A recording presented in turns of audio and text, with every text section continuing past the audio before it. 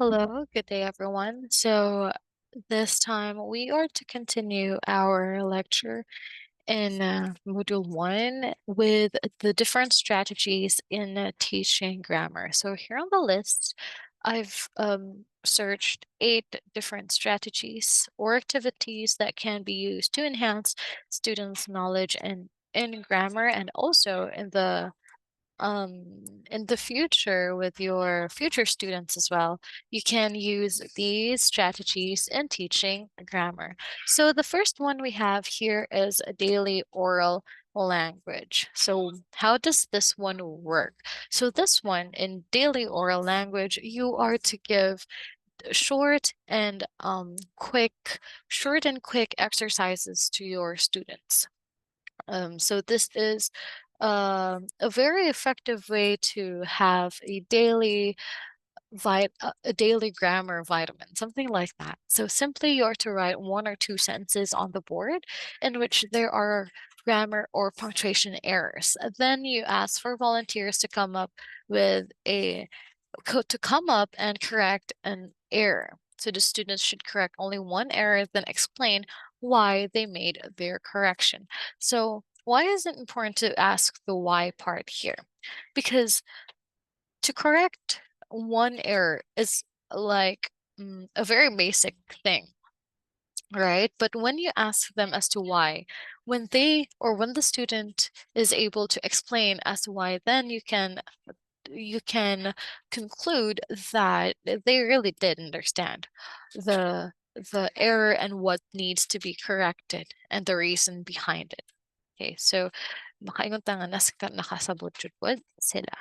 All right, so moving on, we have here sentence combining. So by the word itself, in sentence combining, you are to let your students combine sentences, but not with the aim to make a sentence longer, but to challenge them to make um, one whole sentence with one idea.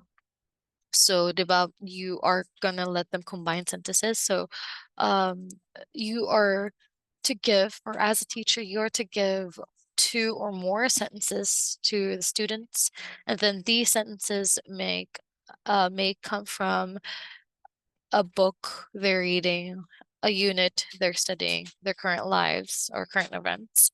And then they must combine the sentences, okay, and then keep the same idea. Again, the goal is not to make the sentence longer, but to develop effective sentences. So guys, the coherent and the connection there of the sentences is there. So that's the aim of combining sentences. So I hope you don't hear much noise. I'm currently recording this one at the office at the faculty. So I apologize in advance if you hear a little bit of mumble here and there. And the third one, we have here sentence elaboration. Well, this time, the aim of this sentence is to make the sentence longer. Okay, so students are given a sentence with a direction to make it better or more interesting. This allows students to see basic structure of sentence using prepositions, adjectives, verbs, and other types of words and sentence parts to make it more interesting. So students can make it creative or humorous. Okay, so for example, you might ask students to make sentence more mysterious, funny, efficient, fancy, exciting, boring, scary, other stuff like that. Okay, so for example, we have a simple sentence such as, she is sad. So can you elaborate this? How can you elaborate this type of sentence or this sentence? You can say, she is sad, her eyes filled with tears, and her shoulders slumped in defeat. So that's just a great example of sentence elaboration. Another one, when we say she is happy, right? So that is a very simple sentence. Now, how can we elaborate the sentence? You can say, she is happy, her eyes sparkling with joy and wide smile spreading across her face. So those are just example of sentence elaboration. Next, we have here grammar as inquiry. So inquiry is when students ask a question and then use data to answer the question. Okay, so in this case, the question is how many nouns are there in the text? What type of noun is found in the story? So look for different types of noun. Okay, so you are to ask inquiries related to grammar with the text that you have. So, for example, you'll be giving them a short story that they're going to read, and then your questions will not just be about the whole, you're not just going to read about the comprehension of the story, but also the details in grammar within that text. So that's what grammar as inquiry is all about. Now, moving on, we have here word sort. What comes into your mind when you hear this one, word sort? So this time, you are going to ask your students to arrange certain types of words. So it's like you ask the students to identify a specific number of a certain type of words. So for example, list 13 verbs found in the story. Then students have to examine the group of arrange the verbs and some other type of word into groups or categories. So for example, we have here verbs man, diba? You're going to list them, the different types of the verbs they found in the text. So afterward, you are going to let them sort it out between two types. There are two types of verb. We have the regular and irregular verbs.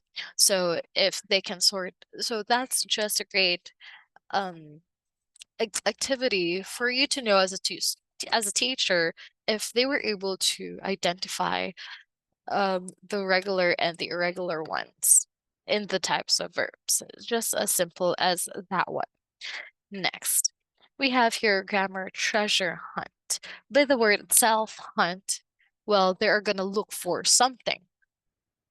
Okay, and in this activity, that this is still focused in grammar. So what they're going to do in this one is they're going to look for specific details within the text.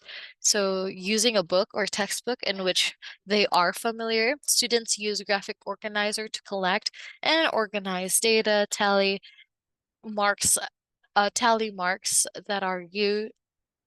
are then used to keep track of how many words put in each category.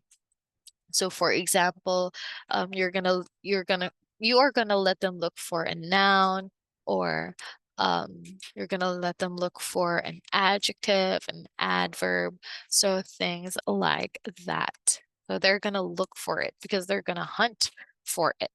Okay, that's what treasure hunt is all about. So we have here different grammatical elements. As I said a while ago, it can be noun, pronoun, verb, adjective. You're gonna let them search all of those words, and then you are going to let them sort it as well.